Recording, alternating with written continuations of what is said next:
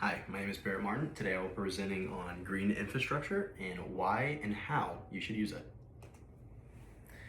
If humans do not change our energy and environmental practice, the Earth will undergo massive climate changes in the next 40 to 100 years that would severely affect the human population.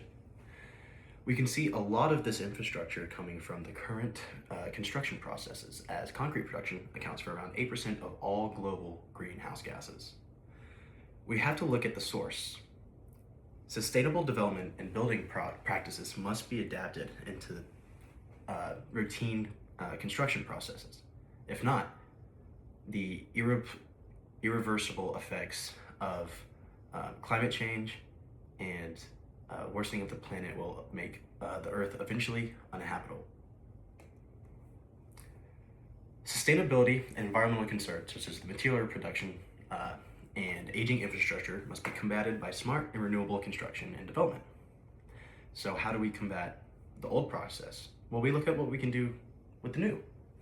So there's three solutions that I have for today: recycled and renewable materials, designing energy efficient structures, and water conservation. So let's get right into it. So the first basic need for humans is water. And through construction, it's not very different. So a good solution for our aging and infrastructure crisis that we have today that is leading into climate change and the warming of our planet, a way we can combat that is with water conservation. So civil engineers play a major role in protecting the environment through smart water design through their projects. People like to think that water conservation might be an option. It's a necessity. Irresponsible water conservation will halt projects and also affect the surrounding areas. So freshwater supply is becoming limited.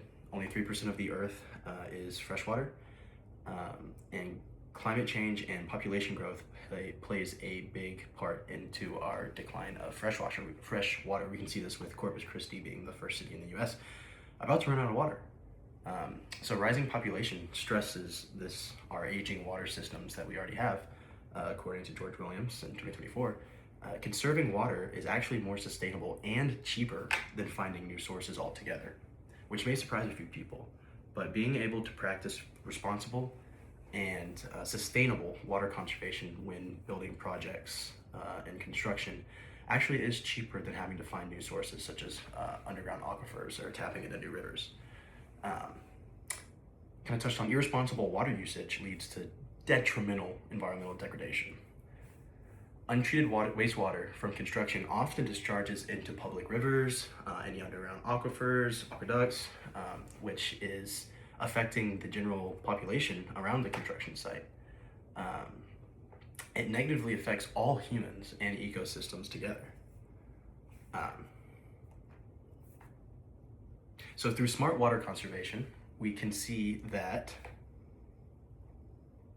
construction becomes easier and the surrounding environment actually becomes better.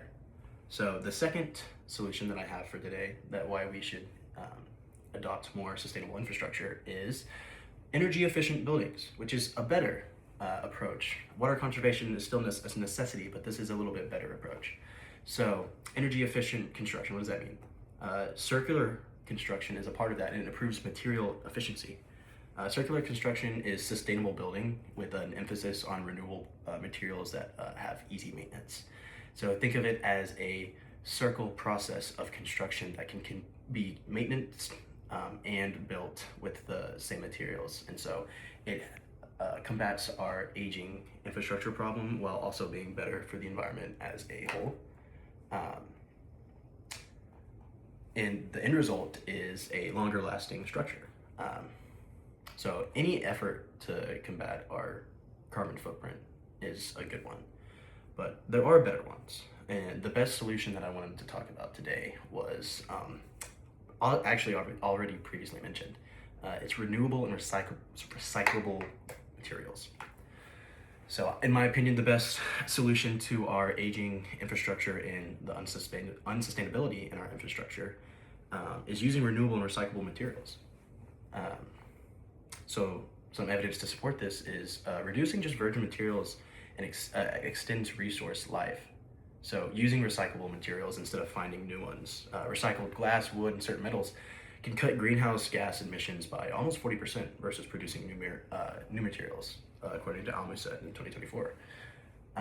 Like I said earlier, circular design is part of using recycled materials that keeps the process of maintenance and construction in a sort of circle design.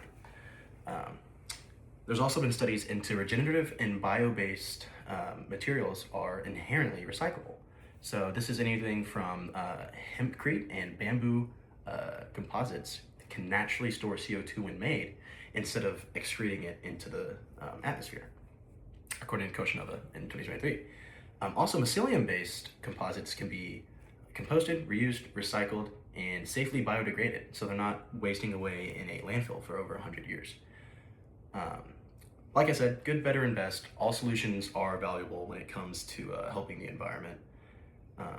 So in conclusion, I hope I was able to give you a look into the process of having more green infrastructure and helping our aging infrastructure crisis, which is a problem affecting most people in this country.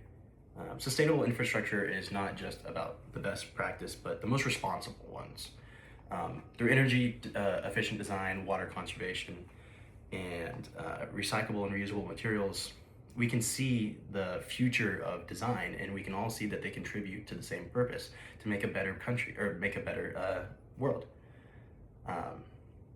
So through continuous research and just improved methods, aging infrastructure and unsustainability, and even climate change can become problems of the past.